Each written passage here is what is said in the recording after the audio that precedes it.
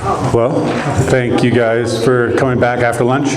I'm Dr. Nate Aston, and I am going to be talking to you today about food security.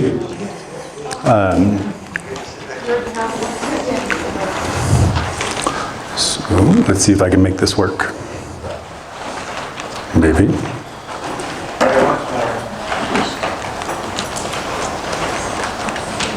Right now. Modern technology. All right, so specifically I'm going to be talking to you guys about growing your own food, the reasons that people need to be growing their own food, and forming connections with other people in your community that are also producing food. And then also we're going to go over some general ideas on the types of animals and the types of gardening that makes the most sense for people to be doing on small scale in their yards and on their properties. So a little bit about me. I'm a vet. I'm actually two vets. I spent 8 years Army infantry, and my first duty station was Fort Myer, Virginia, where I did funerals in Arlington Cemetery for 3 years, riding horses as a horse-drawn hearse.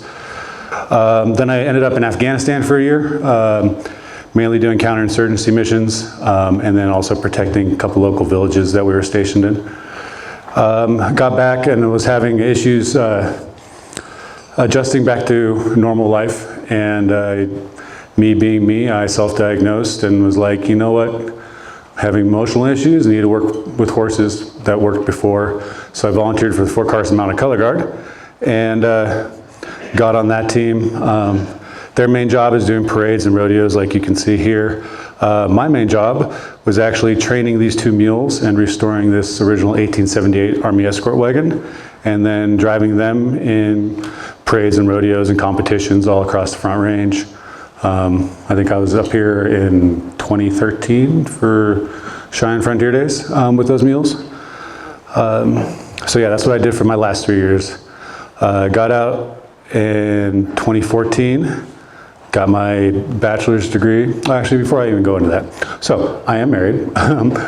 Married 15 years to my wonderful wife, Ashley. Somehow she's put up with me. She's a saint. We don't have any kids, but we do have 4 dogs and a cat. And they're our kids and keep us entertained.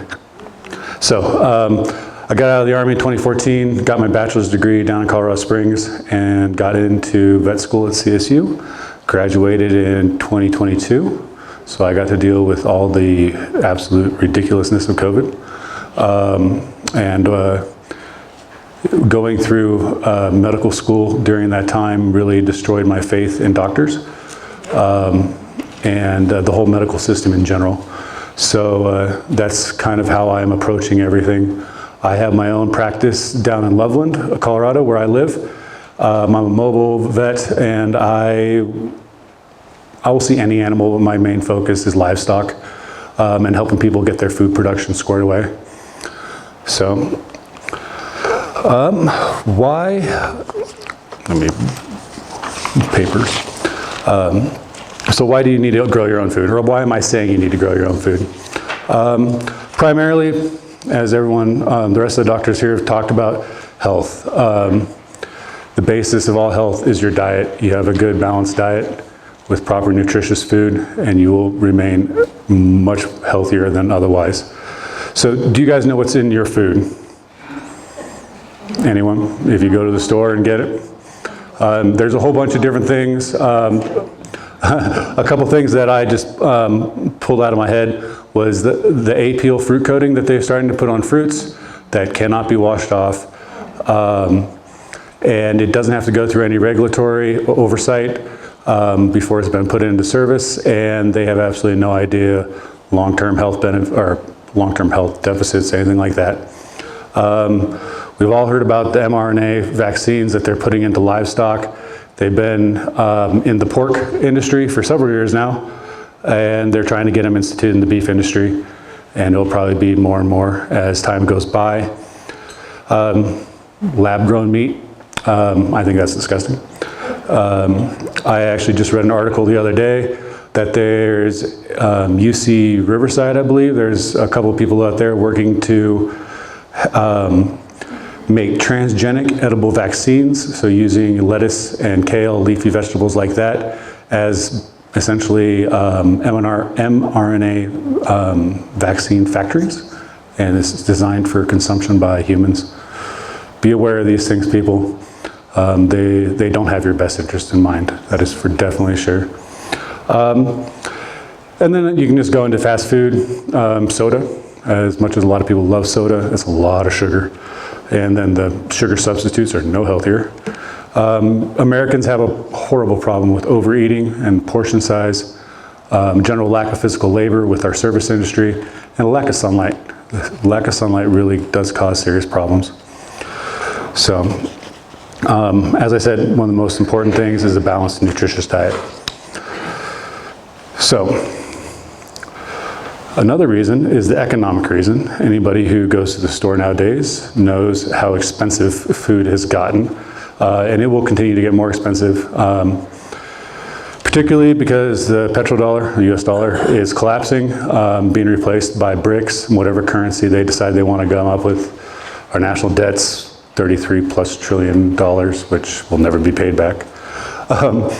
And then you have CBD and ESG, so central bank digital currencies, and basically social credit scores. Both of these will be combined to restrict access to whatever they don't want you to have. In my case, food. Some of the main driving organizations, I guess, behind this would be the World Economic Forum, the UN, and I'm sure BRICS will have the exact same thing, even though they haven't gotten, at least I haven't heard that they've gone that way. So what I believe and I hope is that alternative economies will be formed in our local communities. And they're going to be economies of necessity just for us to maintain our freedom.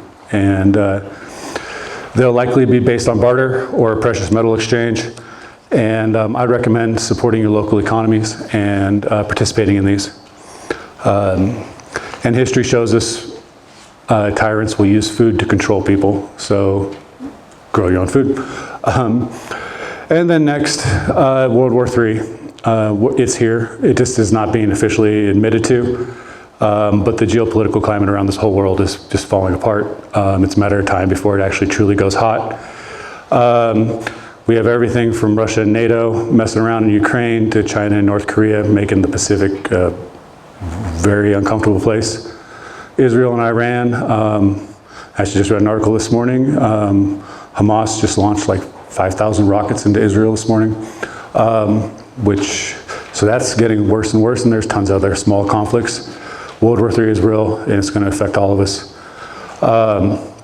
Another thing that I think is part of this World War III is the millions of migrants that have come into this country over the last decade plus. Right now, the government's shipping them all over the place, wherever they can put them, and giving them food and shelter. And I just want us all to think about what happens if that support is all of a sudden taken away, and these people are left to fend for themselves. That's bloody terrifying. And then with war, as we saw in World War I, World War II, rationing will be a thing. The military will come first before any civilian population. And the military runs on their stomachs and on fuel. Both of those are going to be really scarce. And I also believe that they're going to use food and fuel as incentives to work for the military-industrial complex. So if you are able to provide your own food, you don't have to give in to them.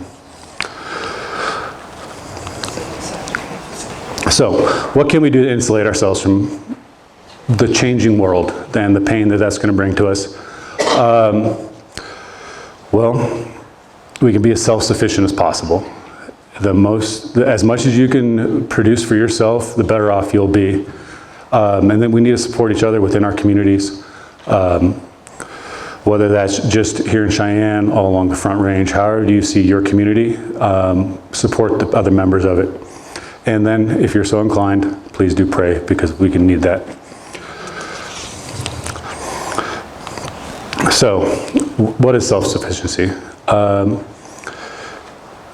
Every little bit that you can produce for yourself gives you a measure of independence from this world, And even if your situation does restrict what you can produce, you can produce something. It doesn't have to be food. It can be manufacturing. It can be knitting, mending clothes, whatever. But you produce something and it gives you the ability to barter with others who are producing. So produce something. Find your individual niche and then produce as much as you can within that. And if everyone in the community does likewise, you will be able to work with each other and get most of your needs met, which will be what you should be going for. So while this conversation on self-sufficiency really can include anything, my focus is food production. The primary restricting factor for anyone is how much land they have. So if you have 160 plus acres of grazing land, then please raise some animals that graze. That'd be great. However, if you only have a quarter lot in a subdivision or you live in an apartment with a patio, figure out what works for you. So livestock versus farming.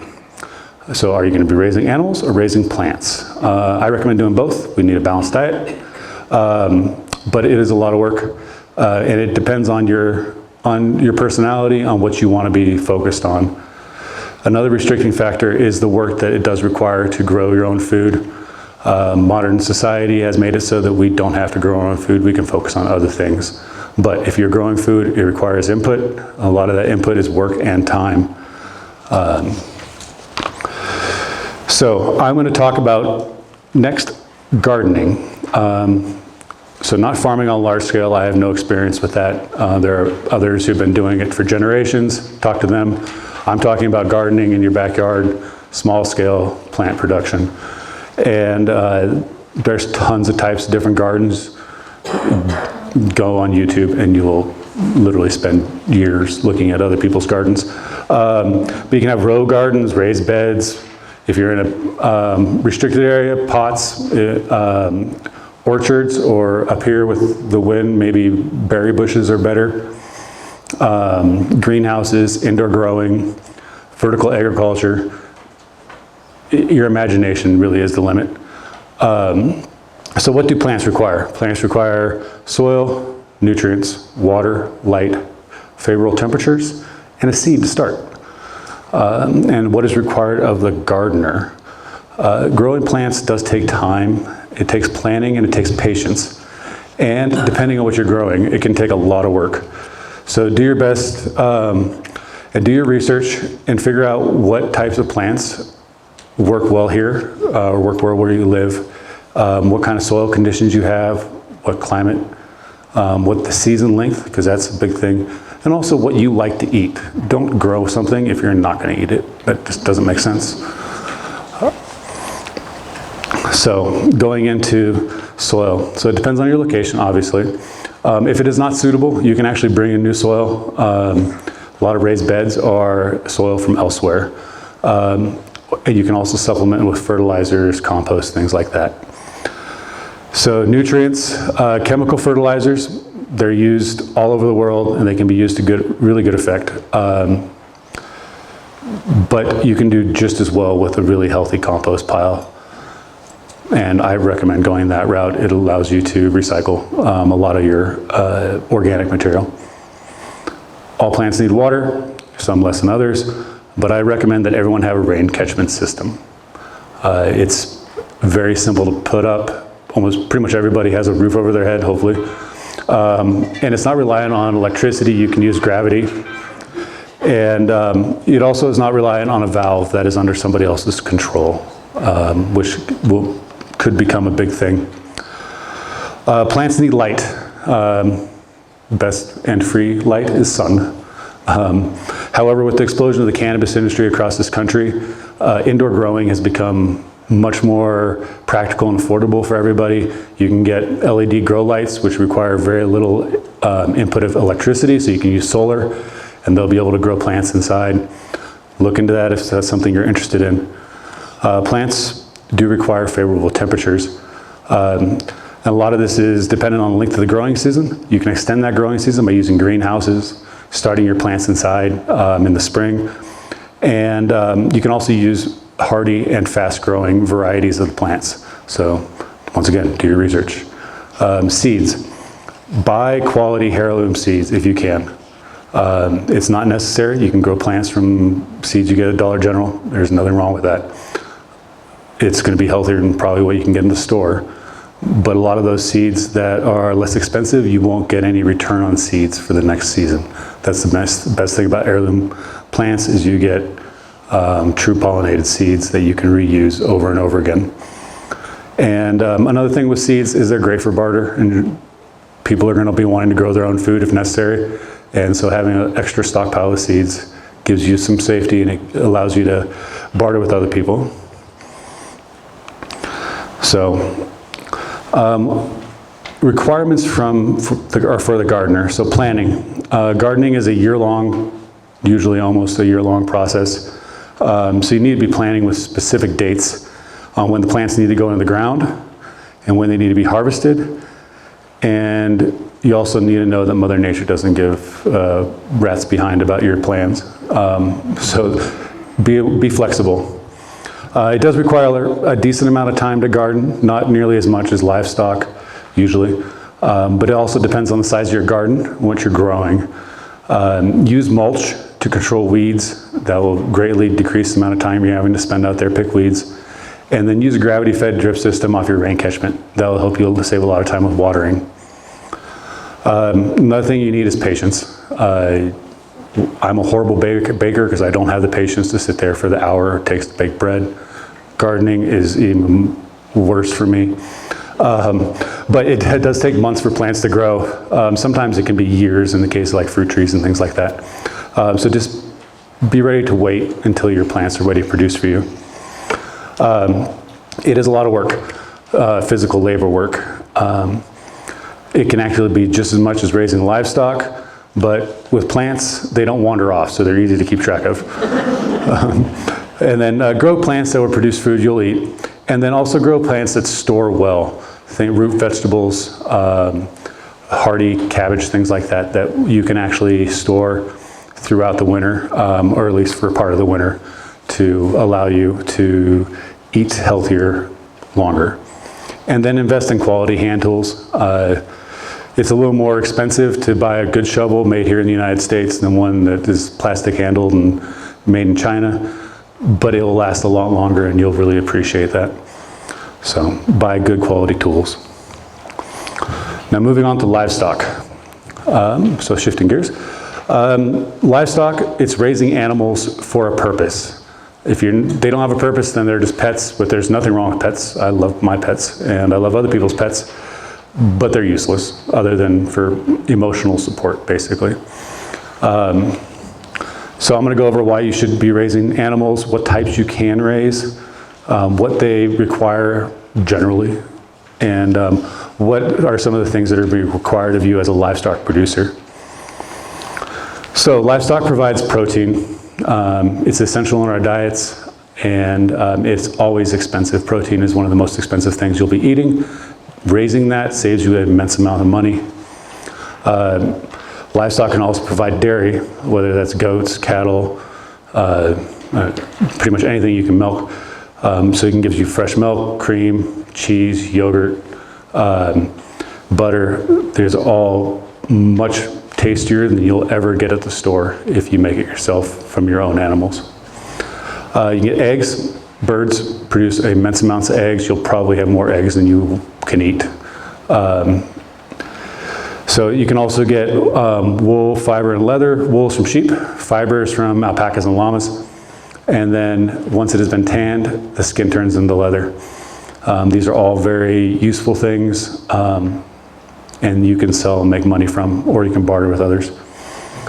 Animals produce manure. You have to feed your animals, unfortunately. And so they're going to be pooping. And when they poop, might as well benefit from that. Utilize that manure for your own compost piles and for your neighbors who are gardening. They'll truly appreciate it if you're able to get them some good manure. And then animals are entertaining. Anybody who's had goats or chickens knows that they're just ridiculous, and yeah. And then in general, livestock is good for barter, whether it's the product or the animals themselves. So one of the big deciding factors is how much space you have that really dictates what kind of animals you can raise. As you can see here, chickens require the least amount of space and cattle the most, which makes sense. Chickens are the smallest, cattle are the biggest. Chickens are the least expensive way and easiest way to get into livestock. So that's my recommendation. If you are just dabbling your toes in it, start with chickens. Other animals that you might want to consider are pigs, swine. They're great animals if you eat pork. I would suggest it. And then South American camelids, llamas, alpacas, they produce fiber and you can eat them as well. If you're limited by an HOA or if you live on a tiny lot or something like that, think about rabbits or guinea pigs. They're both very quiet, prolific breeders, and they require minimal space and input for their production. And a lot of you are like, well, I don't want to eat a bunny and I don't want to eat a guinea pig, that's just nasty. I promise you your pets will think they're the most amazing thing in the world. And if you're the person who's producing pet food in your city, you got yourself a little niche right there. So just think outside the box with these things. It might not be something you'll eat, but if you can get somebody or something else to eat it, it's worth it. So livestock, what do they need to thrive? They need food, obviously. Usually that's hay, sometimes with some grains depending on the species. Hay and grain is always going to be expensive as well. It's going to be your most expensive input likely for your animals. Make friends with your local hay producers, and hopefully they will be willing to work with you for possibly getting a discount on feed if you're really nice. And in the case that you need to barter, and we have alternative economies going on, get that established beforehand. That'll be a great thing. Your animals are going to need water. It needs to be clean, and it needs to have a lot of it. They'll be much happier in the winter if you're able to get out there and break the ice on their water. They can't do it themselves. So just think about these things. Shelter. I'd recommend for all livestock to have some sort of shelter for them. We all see cattle out on the open range, and that's great during the summer. But with wind, with cold, they will be much happier. And then for some species, they need shade in the summer as well. So have shelter for your animals. And then safety. There's predators, both 2- and 4-legged, that will try to eat your animals before you do. Expect that and defend against it. Once again, well, I haven't mentioned it yet, but fences are your friend. Have good fences, make sure they're well maintained. It'll keep your animals in, your predators out. All right, so what do livestock need from us? They need protection. All livestock are prey animals, and they do behave as such. They need protection from predators, and they need you to provide shelter. Because they are prey animals, they have an increased fight or flight response. This can be very useful in handling them. Anybody who's worked with cattle knows that that's true, and sheep as well. But be careful, because they can be dangerous because of that fight or flight response, especially the larger livestock. Learn from others who are already experienced. A lot of them are willing to share everything they know. You just have to ask. And it can make your life a lot easier to learn from their mistakes. We need to provide food and water. They need to be fed and watered every single day, which means if you have livestock, vacations are always an issue. You're going to have somebody take care of them while you're gone. And it is also food and water the greatest times drain when it comes to raising livestock. It is rewarding though when you see your animals growing and producing. All livestock produce odor and noise. Some are worse than others. Anyone who's been around a feedlot knows how bad that can get.